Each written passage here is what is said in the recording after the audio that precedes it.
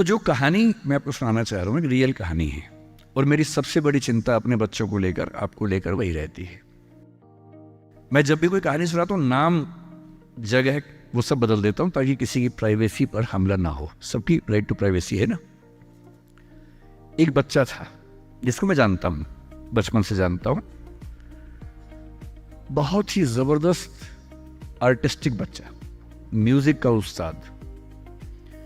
उसके घर में लगभग सब लोग म्यूजिक के उस्ताद थे, इंस्ट्रूमेंटल म्यूजिक, वोकल म्यूजिक, हर चीज में अच्छा, पढ़ने में भी ठीक, बढ़िया। और जब हम स्कूल में थे, वो मेरी क्लास में तो नहीं था, थोड़ा सा अलग क्लास में था, पर स्कूल में बहुत पॉपुलर था, being into music. I was in debating, he was into music.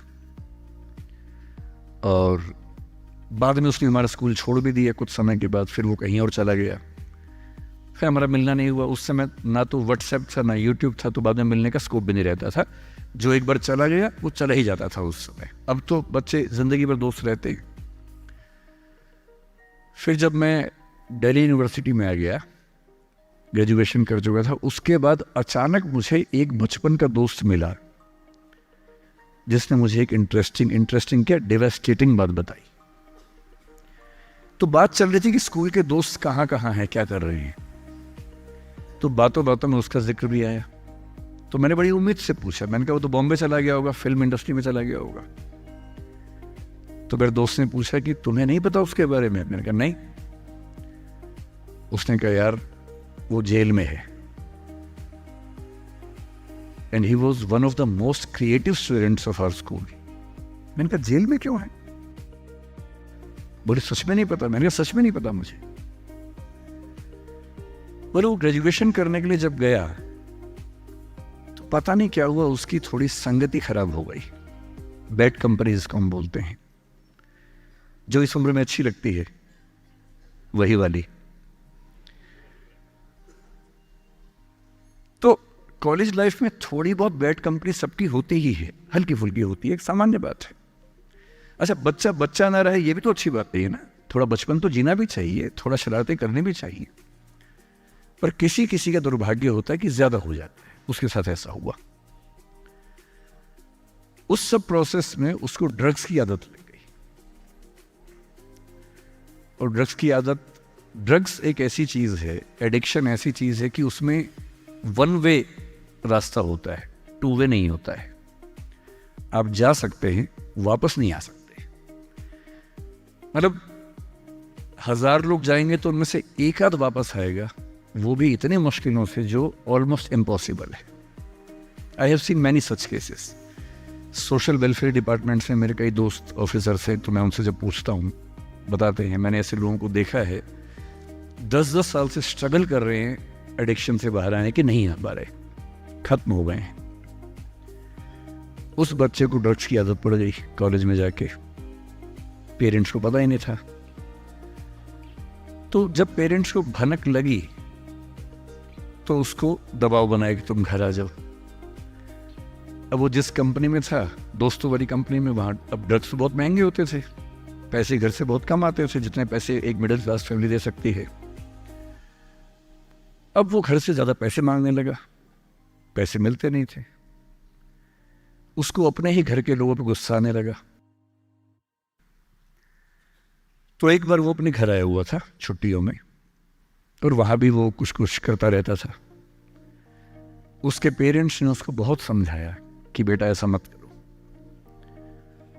और एक दिन इस बात पे झगड़ा बढ़ गया।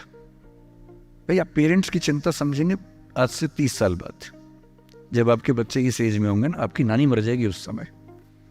नानी मरना एक मुहावरा है, इसका मतलब बहुत चिंता में रहेंगे उस समय आप। और उस दिन पता नहीं क्या हुआ, एक झगड़ा हुआ, क्योंकि जो एडिक्शन के शिकार हैं उनका दिमाग उनके कंट्रोल में नहीं होता है। यहाँ तक कि जो ड्रिंक करते हैं, ड्रिंक एक लेवल से ज़्यादा कर लें तो दिमाग कंट्रोल से बाहर निकलने लगता है। ड्रग्स में तो ये एलिमेंट बहुत ज़्यादा होता है। और आधी रात को उसने क्या किया, उसने अपनी फैमिली के 5 लोगों का मर्डर कर दिया। मर्डर। उसने खाने में जहर मिलाया, लगभग सब लोग उससे मर गए। एक मेंबर नहीं मरा क्योंकि उसने खाना खाया नहीं उस दिन, तो उसको उसने अलग से मारा। और ये बात है जब उसकी उम्र लगभग 17-18 साल की थी या 19 के आसपास रहा होगा। उसके बाद वो जेल गया। मुझे उसके बाद से पता ही नहीं कि क्या हुआ,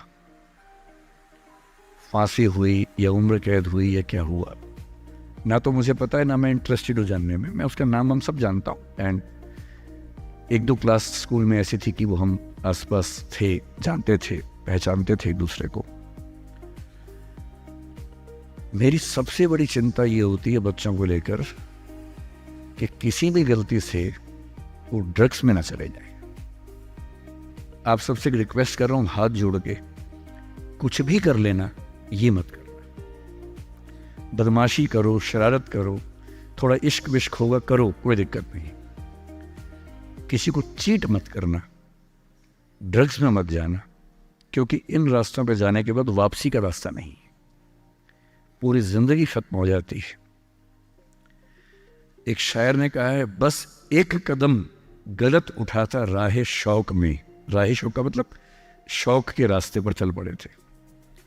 बस एक कदम गलत उठाता राह शौक में, मंजिल तमाम उम्र मुझे ढूंढती रही। मेरी मंजिल जिंदगी भर मुझे ढूंढती रही, कहाँ चला गया? सिर्फ एक गलती हुई थी और उस एक गलती ने कहीं का नहीं छोड़ा।